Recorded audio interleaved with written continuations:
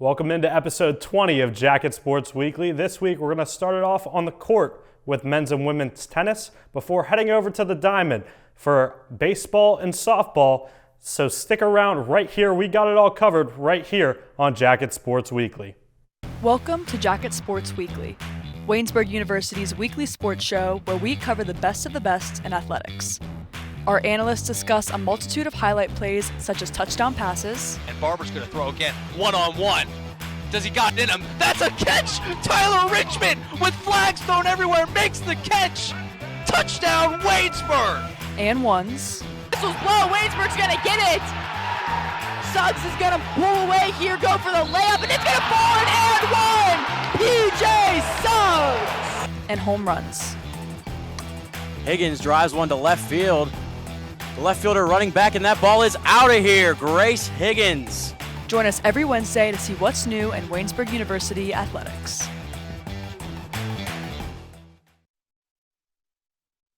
Welcome back into Jacket Sports Weekly. It's time to break down men's and women's tennis, and Brayden King joins me here on the desk, and we're going to kick it off with the women's team. They just got back from Hilton Head after their spring break trip. They went 1-1 in Hilton Head with a 2-5 loss to Bridgewater and a 4-2 victory over Johnson and Wales. So Brayden, just talk to me about what we saw from that women's team over spring break. Well, the first game was a struggle, right? They had a very, very tough team they played against and just unfortunately couldn't pick up a victory. The second game, though, was a really nice response from the squad. I thought that they showed up very well. I thought Aubrey Burns was a really good help for the team as well in that game up in Hilton Head. So just being able to respond after those kinds of early losses is something that they've done a really good job with all season long, and they continued that in Hilton Head. Yeah, and then there's just 2 matches left before the women conclude their season. So Brayden, what are some final expectations, final hopes as the season winds down? Well, I think if you could look back at the entire season and how it's gone this year, it's been an absolute incredible story for this team. They have not seen an over 500 season since 2014. And right now they're sitting at 7-9. They've got 2 matches left. It's against Carlo and Mount Aloysius, 2 teams that they've already beaten earlier in the year. If you can get to 500, that'd be outstanding. You know, it'd be a really incredible achievement for this squad. So I think that the expectation for this team was really low going into the year, but they've done a really good job. I think the seniors have stepped up greatly this season. Aubrey Burns and Julia Corey have been leaders for this squad. The youth movement as well. Julia Umshares has really taken a big step. She hasn't lost a doubles match this year. In 9-7 in singles matches, I think that has been a really good key factor. And buying in from the coaching and progressing with your chemistry with your doubles partner as well has been really key. It's been a tremendous year. Yeah, and then moving over to the men's side of things, they just came back from spring break and they had a match versus Pitt Greensburg, the Bobcats, where they defeated them in a 7-0 clean sweep. So, Brayden, what did we see out of the Waynesburg men's team against Pitt Greensburg? Everything went great for them. You know, Pitt Greensburg has really struggled. I think that had a pretty big factor in, you know, the talent gap in between these 2 squads. But again, the doubles work has been great. Pahusky and Sam Norris won a big victory. That's a freshman and sophomore just making a big impact. And Pahusky was named PAC Newcomer of the Week as well for that performance against Pitt Greensburg and his victories in singles matches as well. So he was a really good standout. Looking ahead, you know, they were supposed to play Penn State Altoona today, got postponed. So they're looking forward to St. Vincent, which is their first PAC match. They played back in October. That was a long, long time ago. They didn't have the soccer players with them like Beiser and Zachary Johnson and Sam Norris, and they were smoked. But when you have those soccer players coming back in to step up now playing tennis, you know, they're a really good depth piece. They really help with this squad.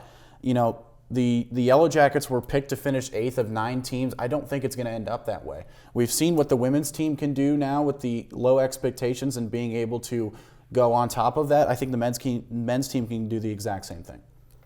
And then we mentioned them being picked 8th, you said, right? 8th of 9, yeah. 8th of 9. Last season, just 2-9 for the Yellow Jackets. So, Brayden, what does the team really need to do cohesively to get a successful season for this one? Well, it's still early in the year, right? You know, you're just trying to work out the kinks and that kind of stuff going on. And I think that the spring break session and the victory against Pitt Greensburg especially was a really good momentum boost for them, and I think that if they can continue to work on that, it should help them go further this year. That's going to do it for your men's and women's tennis segment. Thank you to Brayden King for joining me on the desk. But now we send it over to the Diamond, where Seth Adams joins me for baseball right here on Jacket Sports Weekly.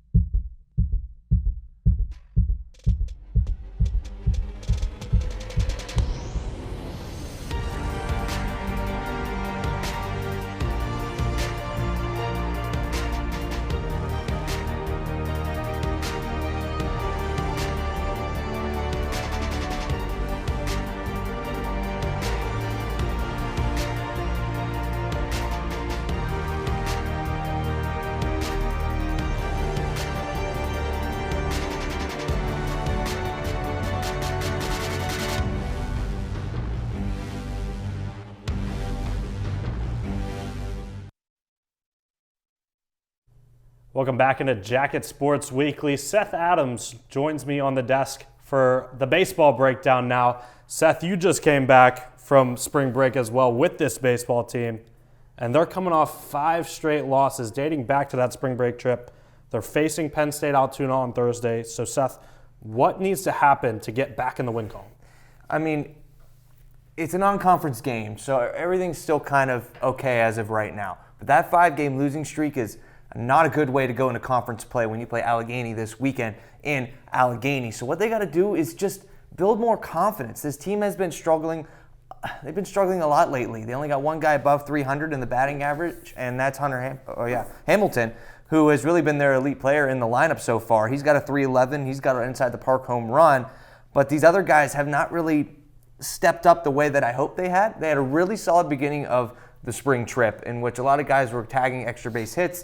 But against St. John Fisher, they didn't have any of that. They didn't have a single extra base hit, only a couple singles. And so for Penn State Altoona, I would say just kind of take it as another non-conference like they've been doing, which it is. But expect to see some more, I feel, some lineup changes, maybe experiment with some guys like Luke Buckner or Weston Winchester, who have played a little bit and have had some at-bats this season, but I'm not sure what to expect with the game was supposed to be today, right? And then it got moved to, it's snowing. So yeah. It got moved to Thursday, and now it's at home, in which Waynesburg has yet to play an away game. They've only played at neutral sites or at home games. So I don't know. I expect to see a little bit of change and experiments with some new guys. Yeah. So Waynesburg was supposed to play 3 different series this week. It was supposed to be Stevenson today. That one got snowed out because got like 4 inches of snow overnight. Penn State Altoona got bumped back today. And then we're moving into PAC play, as you mentioned. Waynesburg travels to Meadville, Pennsylvania to face against Allegheny College. This is a team that they're 2-9 against in their last 11 games. Waynesburg was just 3-16 in the conference last season. So, Seth, how does Waynesburg start to battle back? 2 years ago, they were really strong in the conference, was a playoff team. Last year, a disappointment by all accounts. So what needs to change this season? It's really got to be the pitching staff. The pitching was the huge issue last year, and it's gotten better this year with Ryan Ofer having a 1.2.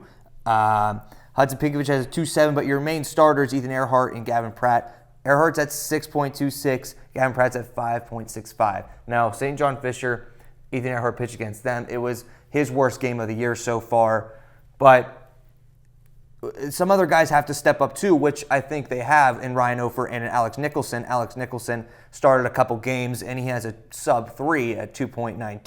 So it's got to be the pitching. I know that the hitting has not been there either. I can't lie.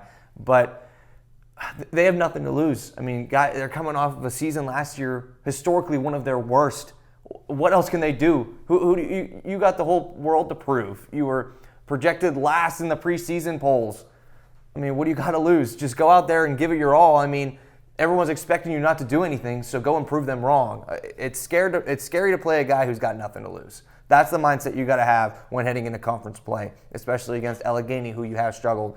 You're going to Allegheny. How about set a statement early off in the season? You already tied your amount of wins from last year with 7. You're 7-7 now. You've struggled a little bit lately, but it only matters when it comes to conference. So the pitching's just got to lock in. The hitting can get it done. I know they can. We saw extreme success from them earlier in the season, but this pitching staff's got to be able to hold up longer into the games in the 6th, the 7th, and 8th innings. Yeah, and you kind of referenced my next question. We've already matched, or the team has already matched their win totals from last season. So, Seth, what's changed compared to last season where they were only able to get 7 wins all season, whereas now we're just a few weeks into the season and they're already up to their 7th? I think this team has played more together. They have a lot more chemistry than they did the year before. You're coming in with a new coach who came in last year in October, which is really late. I mean, half the time fall ball's almost over by then, in which you kind of have to adapt and get used to your new team and your new coach and a new system. So I feel that was kind of off kilter alongside having that chemistry. It's really different from last year too. I mean, a lot of the seniors are gone, but it was a lot of confusion last year too.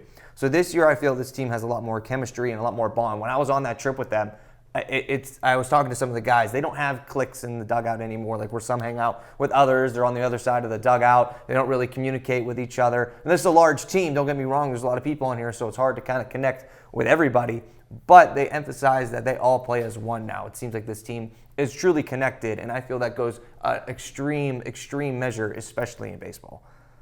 Yeah, and part of that large core of players is this new freshman class. There's a heavy freshman presence on this team. So you've watched this team more than practically anybody with going on a trip with them. What has stood out? Who has stood out from that group? And what potential do they really add to this roster? I'll pick one from the lineup and one from the pitching staff. I'm going to go with Eli Boring, the freshman. He did get hurt during the second half of that spring trip. Unfortunately, something with his hamstring. But man, that kid is solid. He plays well in the field, and he was batting .281 until he got hurt. I mean, a freshman coming into the collegiate level, it's a big difference, and he's done very, very well. I like him a lot. And for the pitching staff, Austin Runtis. Now, he's had a couple of appearances. He only has 5 innings so far, 5 strikeouts. But when I saw him pitch back in the Florida trip, he did really, really good. And he also did a pitch against St. John Fisher in which he did really solid. He has a calm presence about him. I lived in the house with him. I got to meet him and have a bond with him. And you could just tell he seems very calm and collected, and he knows what he's doing. He has a lot of confidence. And so far, he did struggle a little bit, but he's had 3 appearances so far. You got to get used to that collegiate level. I think he can adapt well, and I think he's going to be really solid for their bullpen. Thank you, Seth. Well, that's going to do it for our baseball segment here on Jacket Sports Weekly. Coming up next, Brett Gombita joins us to talk about softball right here on JSW.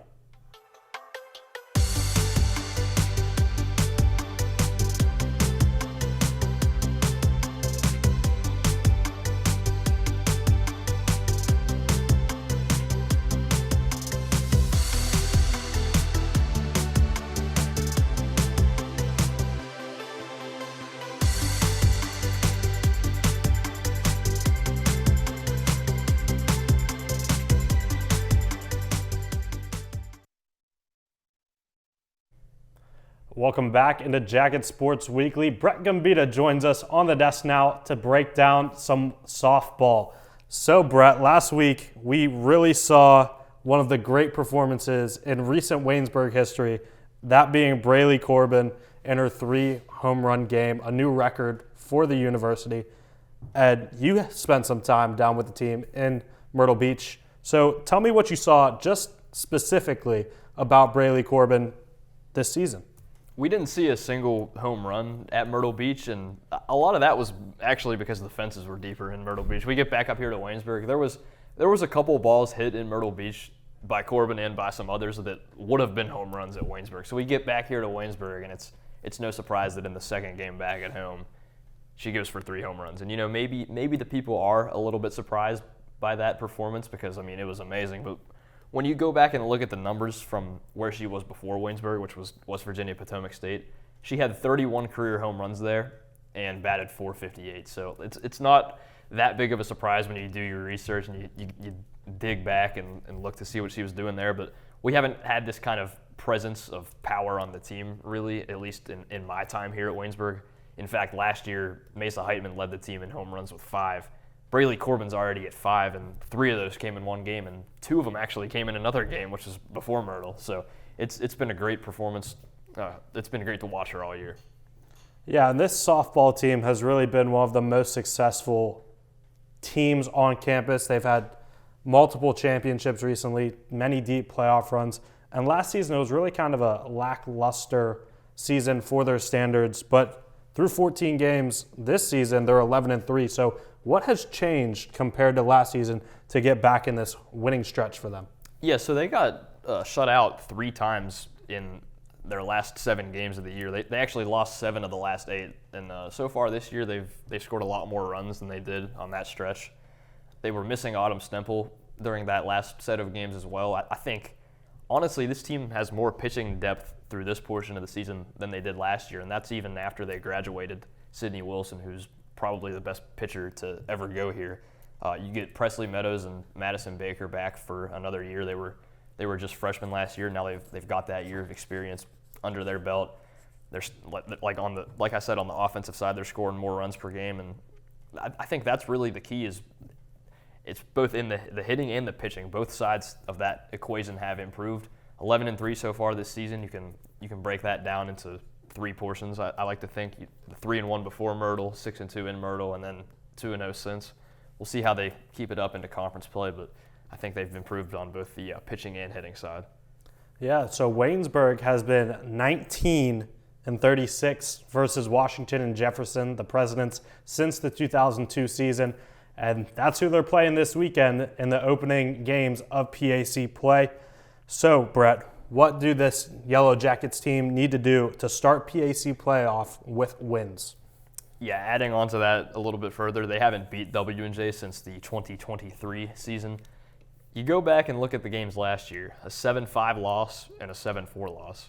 Waynesburg actually out-hit W&J in that 7-5 loss, but they left the bases loaded twice in that game. And really what I'm looking at here is on the pitching side of things, you got to escape the jams, because Washington and Jefferson, they scored 14 runs in that doubleheader. 12 of them came with 2 outs. So Waynesburg was close to getting out of that inning, but maybe they just let up 1 or 2 more hits, and that's really what cost them these games. So, and then on the hitting side, I think you got to be more timely. We've seen them load the bases a couple times this year and not be able to deliver.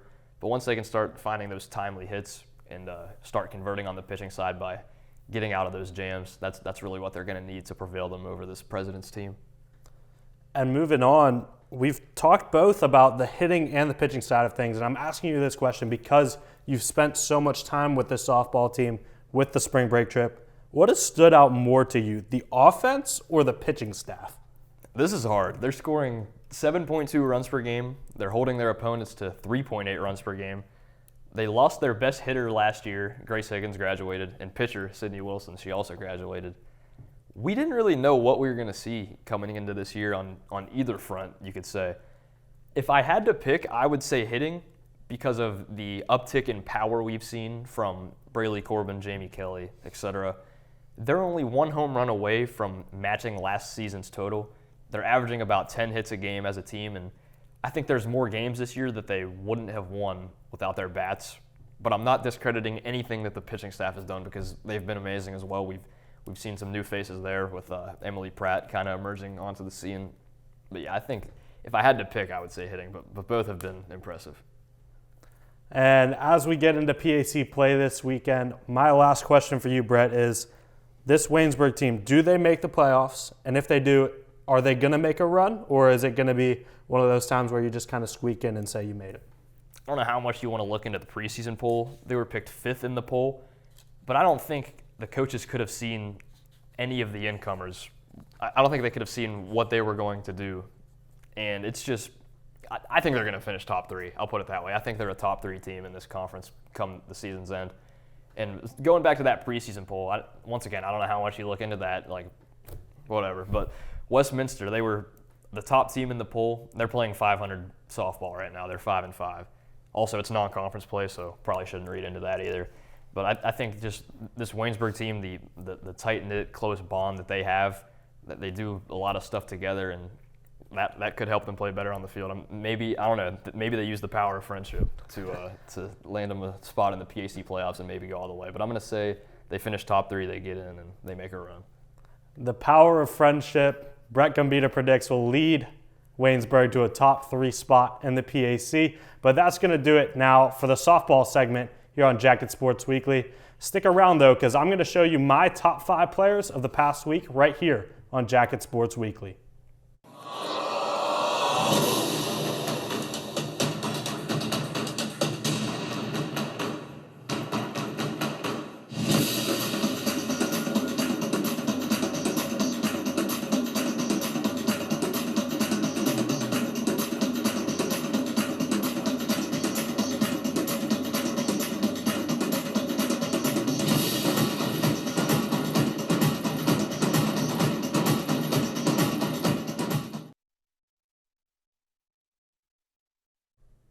Welcome back into Jacket Sports Weekly. It's time for the top 5 players of the week.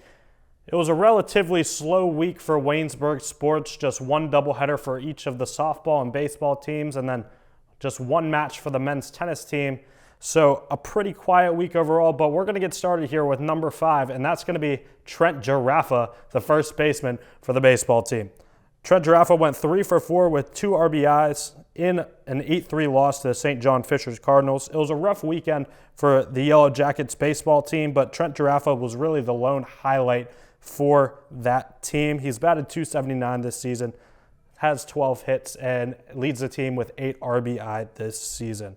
At number 4, we head over to the court with Noah Beiser, who went 2-0 versus the Pitt Greensburg Bobcats in their tennis match this past weekend. This included a 6-0 win in doubles with fellow soccer teammate Zachary Johnson, and then Noah Beiser also had a 6-0 triumph win in singles. So a very strong win for not only the Yellow Jackets team, but a great day for Noah Beiser himself. Now we head back over to the diamond. Number 3, Jamie Kelly for the women's softball team last week versus Mount Aloysius. She was 4 for 7 with 2 doubles and 4 RBIs. This caps off as she leads the team with 5 doubles, is batting .423 this season, and has 15 RBI for the Yellow Jackets. Sticking with this softball team, I said there wasn't much going on in Waynesburg this week. This softball team has really been fun to watch, and Autumn Stemple has been the pitcher for that team. 7 innings of 1-run ball with 2 strikeouts and an 8-1 win over Mount Aloysius last week. She moves up to 2-0 with a 1.5 ERA and 13 strikeouts on the season.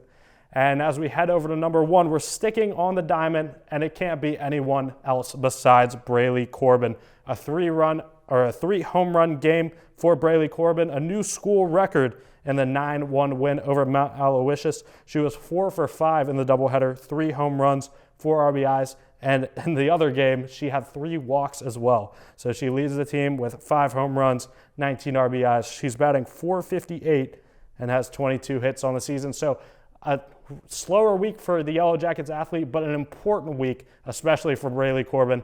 That's going to do it now for Jacket Sports Weekly this week. Make sure to stay tuned on WCTV for all of your Waynesburg content.